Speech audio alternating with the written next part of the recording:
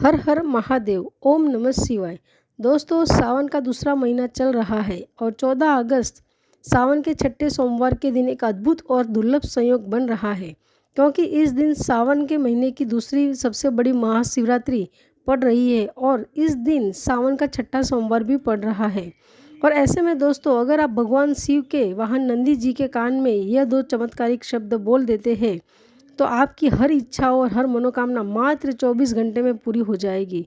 तो दोस्तों, अगर आप भी महादेव और नंदी महाराज की कृपा अपने जीवन में पाना चाहते हैं तो सच्चे दिल से कमेंट बॉक्स में लिखे हर हर महादेव, ओम नमः शिवाय और वीडियो को लाइक करना न भूलें।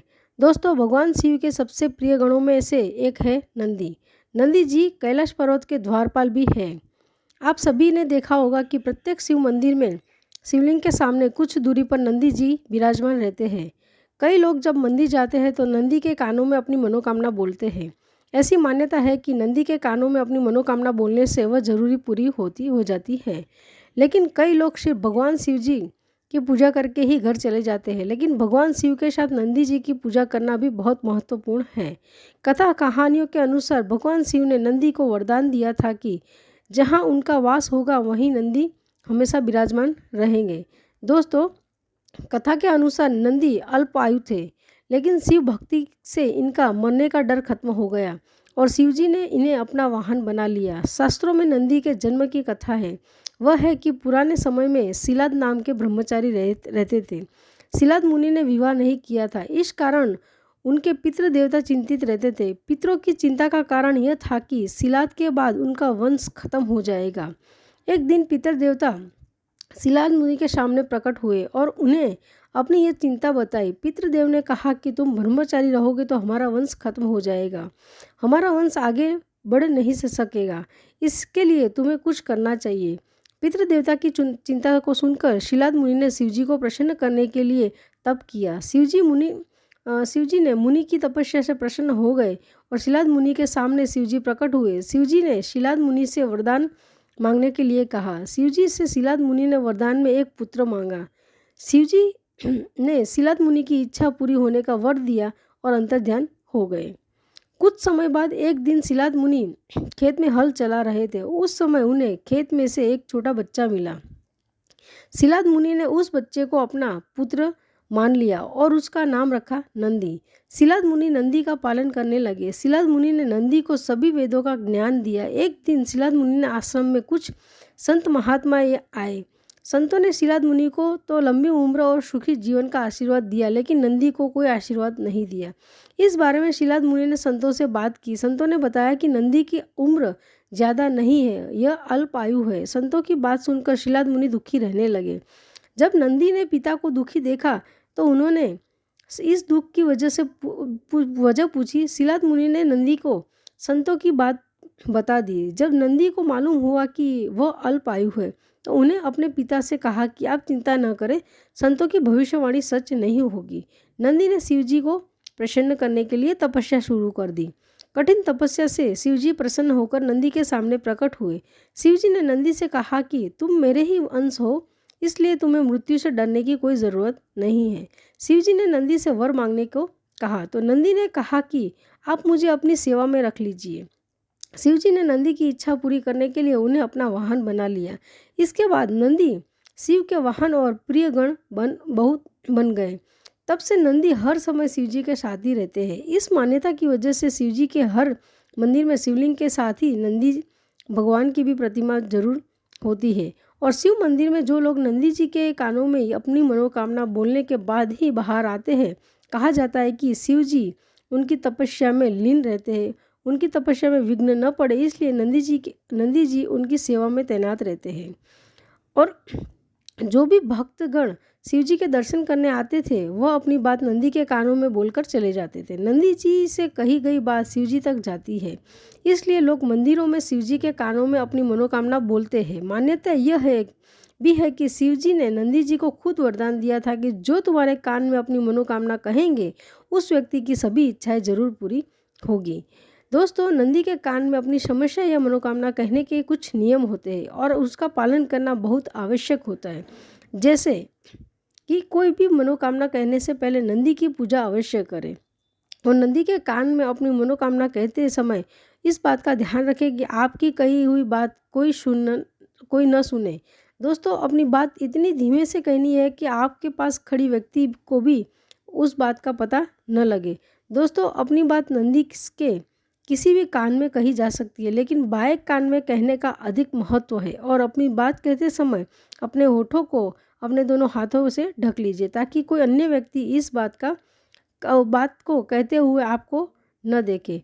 दोस्तों, नंदी के कान में कभी भी किसी दूसरे व्यक्ति का बुरा करने की बात ना करें।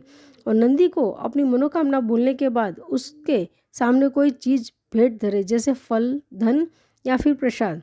दोस्तों, यह बात करते हैं वह चमत्कारी 2 शब्दों की, जो आपको अपनी मनोकामना पूरी करने के लिए नंदी जी के कान में बोलना चाहिए। दोस्तों, शास्त्रों में ओम शब्द को पूरे ब्रह्मांड का प्रतीक माना गया है, इसलिए नंदी जी के कान में अपनी मनोकामना बोलने से पहले ओम शब्द का उच्चारण करना चाहिए। इससे अपनी मनोकामना भगवान शिव तक जल्दी पहुंचती है। और साथ ही आपको ओम नमः शिवाय का 11 बार नंदी जी के कान में जाप करना चाहिए, जिससे आपकी सभी मनोकामनाएं जल्द से जल्द पूरी हो जाती है।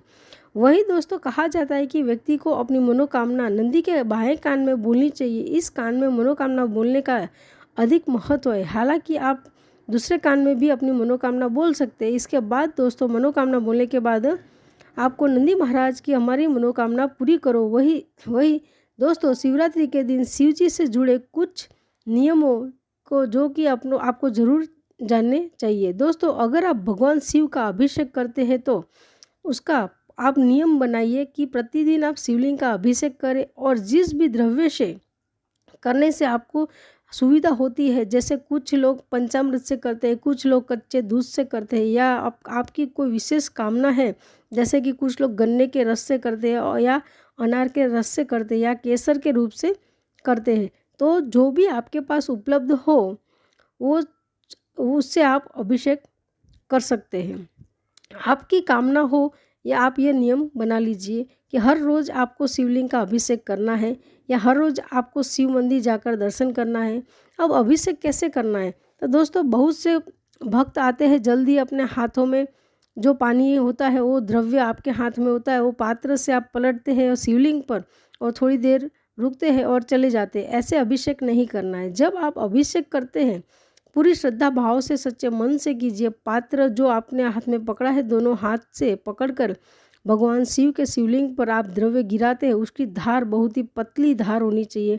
जब आप भगवान शिव का अभिषेक करें तो उत्तर दिशा की तरफ आपका मुख होना चाहिए, और पूरे श्रद्धा भाव से पतली धार बनाते हुए भगवान शिव के मंत्र का जाप करते हुए, किसी भी मंत्र को आप जपना चाहते हैं उस मंत्र के द्वारा भगवान शिव का अभिषेक कीजिए। हर क्षण आपके मन से वह मंत्र निकलते रहना चाहिए। जब तक आप शिव का अभिषेक कर रहे हैं तब तक तो पहली पतली धार के द्वारा आप जब अभिषेक करेंगे तो बहुत अधिक समय तक आप अभिषेक भी कर पाएंगे। और अभिषेक करते समय हम जितने भी अधिक मंत्रों का जप करते हैं उसका फल हमें बहुत अधिक प्राप्त होता है। तो जब आप अभिषेक करते हैं तो इस बात का ज़रूर ध्यान रखें कि अभिषेक आप प्रतिदिन करें, या निर्धारित कर लीजिए कि इस पूरे महीने में हर रोज़ अभिषेक करूंगा। अगर आप एक नियम भी बना लेते हैं तभी आपको श्रेष्ठ फल की प्राप्ति होती है। आपकी जो भी कामना है भगवान शिव से प्रार्थना करें। अभिषेक प्रतिदिन करने का नियम आप ले लीजिए। अगला नियम जो आपको रखना है, शाम को शिव मंदिर में दीपदान जरूर करना चाहिए। ये संकल्प ले लीजिए कि इस पूरे सावन में मैं शिवलिंग पर हर रोज़ दर्शन करूंगा, अभिषेक करूंगा और शाम को दीपदान अवश्य करूंगा। शाम का मतलब होता है कि जब सूर्यास्त हो जाता है तब हमें शिव मंदिर में शिवलिंग के समक्ष दीपदान करना चाहिए। अगर आपके घर में आसपास मंदिर हो तो आप हर रोज़ शिवलिंग के दर्शन कर पाते हैं, शिव मंदिर जा पाते हैं। तो आपको शिव मंदिर जाकर ही शिव के पास, शिव के समक्ष आपको दीपदान करना चाहिए। लेकिन अगर आप शिव मंदिर हर रोज़ नहीं जा पा रहे हैं तो आप अपने घर में ही भगवान शिव के नाम का एक दीपदान कीजिए। जो आप शाम को दीपक जलाते हैं, जैसे कि हर रोज़ हर शाम को संध्या वंदन करते समय जो दीपक जलाते हैं, उसके अलावा एक दीपक अलग से आपको भगवान शिव जी की फ़ोटो, आपके पास प्रतिमा हो या फ़ोटो मौजूद हो, उसी फ़ोटो के सामने आपको अपने मन में ही भगवान शिव का स्मरण करते हुए दीपक को जला दीजिए। थोड़ी देर तक वहाँ बैठकर ओम नमः शिवाय मंत्र का जाप कीजिए। इस प्रकार से आपको दीपदान प्रतिदिन करना है। यह नियम बना लीजिए कि पूरे सावन आप दीपदान करेंगे, चाहे मंदिर में करें पाए तो मंदिर में कीजिए, मंदिर में नहीं कर पाते हैं तो जो लोग वह अपने घर में ये भगवान शिव के नाम का एक दीपदान करेंगे। अब आप पूछेंगे दीपदान किस चीज़ का करना है, मिट्टी का दीपक या आटे का दीपक, कोई भी दीपक आप ले सकते हैं। मिट्टी का दीपक हो तो आप मिट्टी का दीपक ले सकते हैं, या आपके पास आटे का दीपक हो तो आटे का दीपक आपको हर रोज़ बनाएं। और आटे का दीपक क्योंकि आपको हर रोज़ बनाना पड़ेगा, और मिट्टी का दीपक भी आपको हर रोज़ नया ही लेना पड़ेगा। प्रतिदिन नया दीपक में ही हमें प्रज्वलित करना होता है। तो अगर आपके घर में दीपदान कर रहे हैं तो आप कोई धातु के दीपक की भी प्रयोग में ले सकते। तो हर रोज़ आप साफ करके उसे दान में प्रयोग करेंगे। और उसमें आपको क्या डालना है, घी या तेल, यह आपके अपने सामर्थ्य पर है।